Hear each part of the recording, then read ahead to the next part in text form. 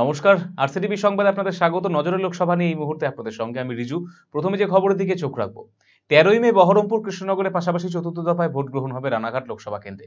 এই কেন্দ্রে 1983টি ভোট গ্রহণ কেন্দ্রে ভোটাধিকার প্রয়োগ করবেন 18,71,658 জন ভোটার।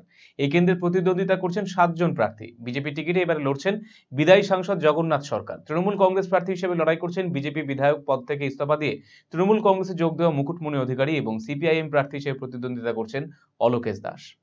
রানাঘাট লোকসভা কেন্দ্র, যে 7টি বিধানসভা কেন্দ্র নিয়ে রানাঘাট লোকসভা গঠিত হয়েছে সেগুলি হল নবদ্বীপ, শান্তিপুর, রানাঘাট উত্তর পশ্চিম, কৃষ্ণগঞ্জ, রানাঘাট উত্তর পূর্ব, রানাঘাট দক্ষিণ এবং চাকদহ।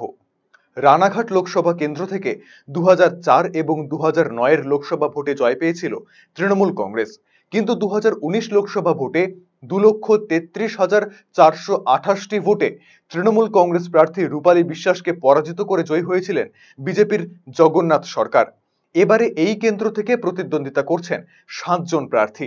বিজেপির টিকিটে এবারও লড়াই করছেন বিদায়ী সাংসদ জগন্নাথ সরকার।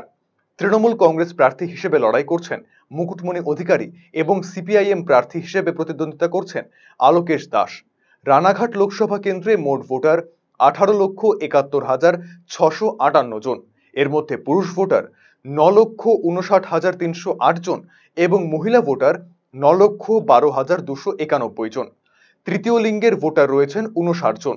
মোট ভোট গ্রহণ কেন্দ্র 1,983টি। এই কেন্দ্রে এক্সপেন্ডিচার অবজারভারের দায়িত্বে রয়েছেন আইআরএস সঞ্জীব রঞ্জন।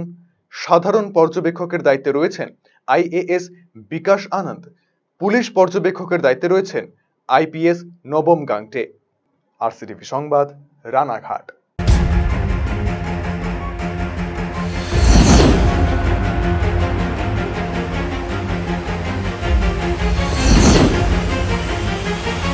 নজরে লোকসভা।